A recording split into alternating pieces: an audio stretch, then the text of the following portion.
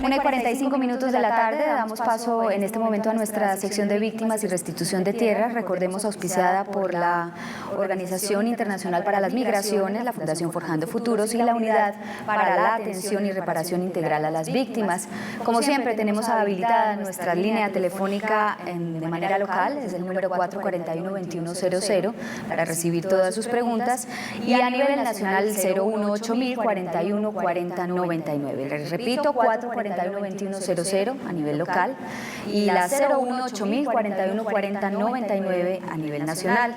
Vamos a tocar dos temas importantes hoy para quienes están en compañía de Noticias Telemedellín: el revolcón que pretende darse a la ley de tierras con el fin de agilizar los procesos de restitución, y también vamos a hablar de la autonomía económica, que es uno de los puntos más importantes de la ley de víctimas. Para eso están con nosotros esta tarde en el estudio de Noticias Telemedellín Víctor Montoya, abogado de la Fundación Forjando Futuros, y Olga Lucía Yepes, líder de la línea estratégica de autonomía económico.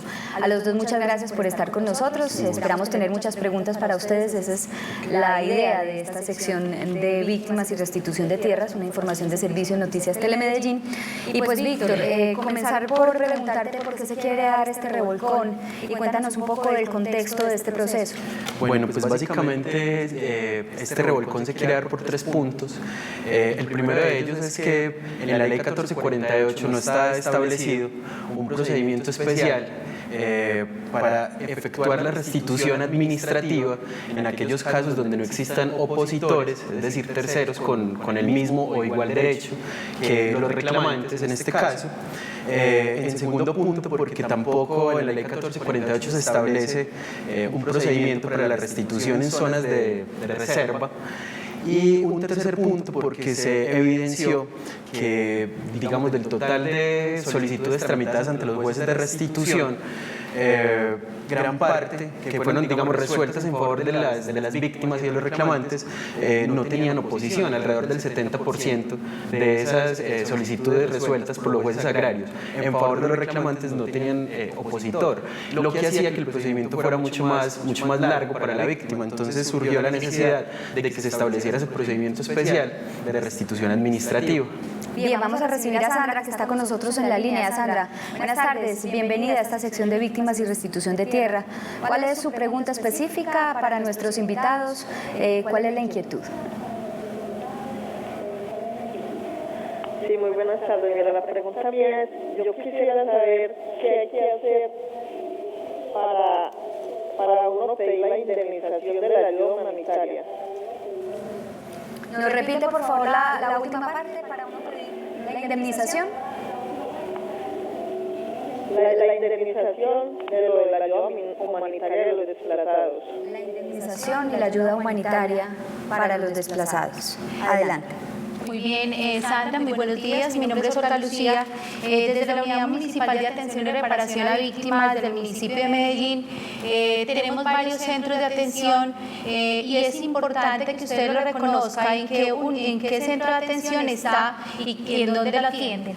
Y es importante que sepas que desde las indemnizaciones, quien es el ente encargado de facilitar la información a través de la unidad nacional, que es la entidad encargada de hacer las indemnizaciones. Es importante que usted se acerque a uno de los centros de atención a víctimas.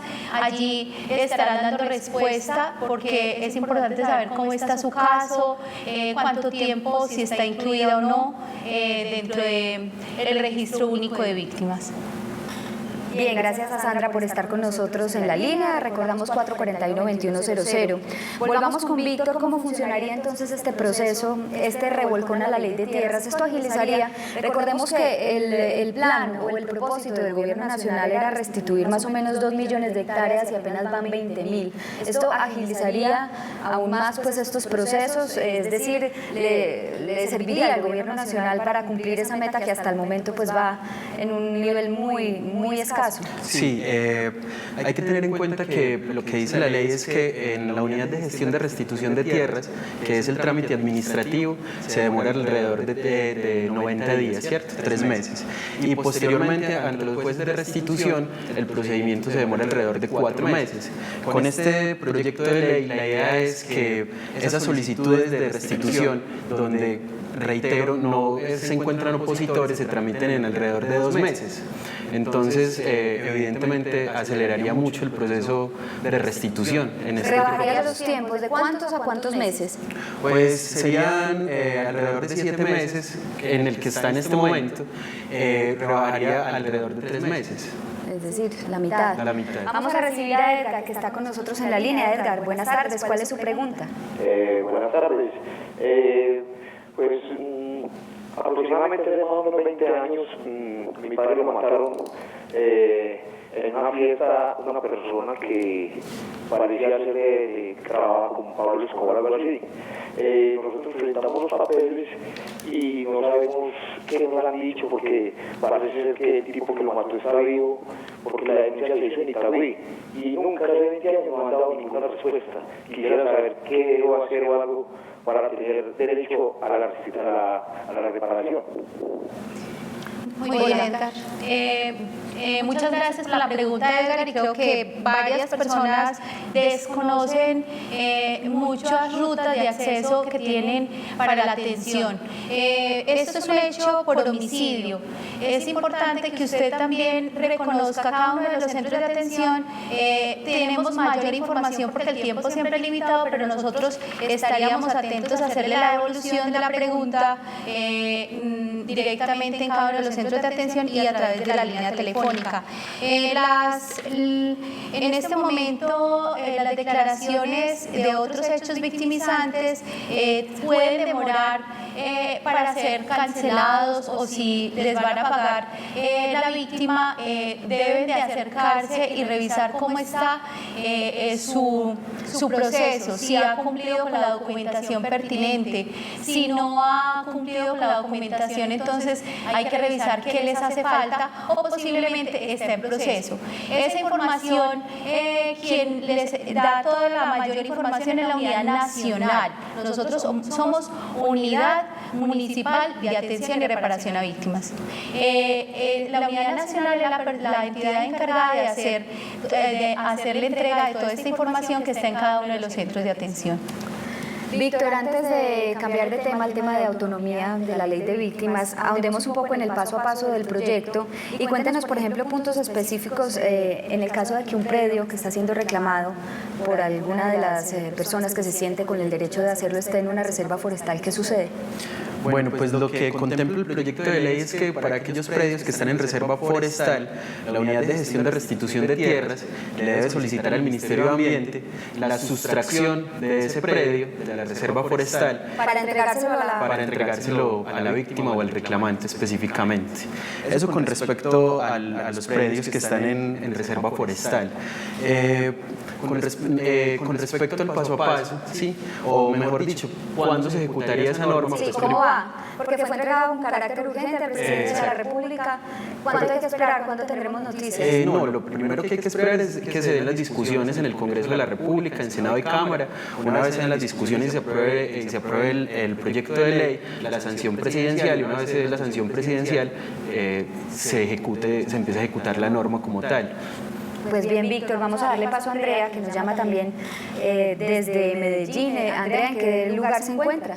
Buenas tardes, desde Itagüí, Desde Itagüí, corrijo, desde el sur del Valle de la Aburrá. ¿Cuál es su pregunta específica? Lo que pasa es que nosotros apenas mandamos la papelería para la reparación de víctimas, porque a mi papá lo asesinaron. Entonces mi pregunta es, nos preocupa que de pronto esa ley tenga alguna caducidad, o se acaba, escuché que se acababa muy rápido, entonces queríamos preguntar eso. La vigencia de la ley de víctimas, Olga. Bueno, es importante informar que si usted ya ingresó su documentación y cumplió al 100% con ella, por supuesto ya cumple con el proceso y no tendría esa limitación. Es importante que se acerque para que revise cómo está su caso De igual manera tendríamos la información y le hacemos pues la devolución posteriormente al programa. Gracias, Andrea. Vamos ahora con el tema de la autonomía económica. Oiga, ¿qué es autonomía económica y cómo está trabajando la unidad de víctimas en este sentido? A ver, para nosotros desde autonomía económica tiene pues un objetivo muy importante y es contribuir al restablecimiento de los derechos económicos y sociales de las víctimas. Nosotros estamos enfocados en 4 líneas pues, realmente estratégicas y es empleabilidad, estamos en un proceso con la seguridad alimentaria y nutricional, trabajamos con fortalecimiento de unidades productivas y una línea que nos ha dado muy buen resultado igual es la línea de comercialización. Bien, vamos a recibir a Marta y ya nos va a contar un poquito más en detalle de cada una de estas líneas. Marta, buenas tardes. Marta, la escuchamos. ¿Cuál es su pregunta? Buenas tardes, ¿cómo está? Adelante. Para hacerte 2 preguntas. Hubo una persona, pues un joven que lo mataron en el 92 y uno lo mataron en el 2000. Yo quisiera preguntar si para allá en papelería ellos no tienen ya padres y hermanos, si uno podría llevar esa papelería. Claro, Marta. Por supuesto, puede llevar la papelería y cualquier persona de la familia puede hacer la reclamación. El primer paso para hacer una reclamación de este tipo, ¿cuál es? Inicialmente hay que declarar ante la personería de Medellín y que haya tenido documentación y la declaración en la fiscalía de igual. Y ahí, luego de tener pues como toda esta declaración, se acerca a cada uno de los centros de atenciones y ahí les damos toda la información de cuál documentación necesita para hacerla.